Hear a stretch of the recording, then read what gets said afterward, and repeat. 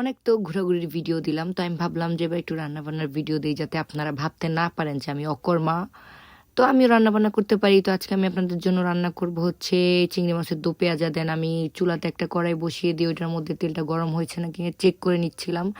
তারপরে আমি মাছগুলোকে ভেজে নিব র্যান্ডমলি, এটা বলার কিছুই নাই, কারণ এতটুকু প্রসেস আমরা পারি। কারণ ইলিশ মাছ বা চিংড়ি মাছ যে কোনো মাছ দো পেঁয়াজ করার আগে ভেজে নিতে হয়। তারপরে এই যে দেখেন আমরা ভেজে নিলাম, ভাজা শেষ। এখন আমরা ওই তেলের কড়াইতেই পেঁয়াজ দিয়ে দিলাম, আর অনেক অনেক পেঁয়াজ দিলাম, কারণ আমাদের বাসায় সবাই পেঁয়াজ খেতে খুবই পছন্দ করে।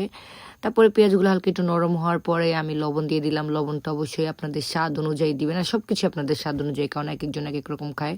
তারপর টমেটো আর কাঁচামরিচ দিয়ে দিলাম, ওগুলো একটু মিক্সড করে নিলাম।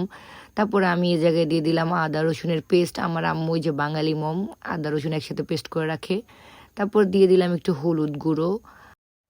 হলুদটা একটু বেশি পরিমাণে ইউজ করব যাতে কালারটা সুন্দর আসে। তারপর একটু মরিচ গুঁড়ো দিয়ে দিলাম, আর হলুদ মরিচ পারফেক্ট ভাবে না দিলে কালার আসে না। তারপর একটু জিরা গুঁড়ো দিয়ে ভালোভাবে একটু নাড়াচাড়া করে মিক্সড করে নিলাম।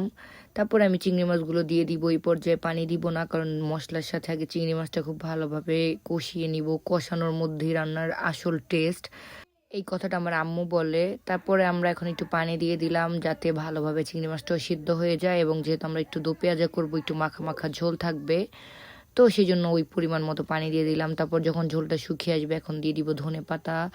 আসলে ধনে পাতাটা আমার পার্সোনালি অনেক পছন্দ। আমি বলতে গেলে ডিম ভাজির মধ্যেও ধনে পাতা দেই, মানে ধনে পাতার ফ্লেভারটা আমার অনেক ভালো লাগে।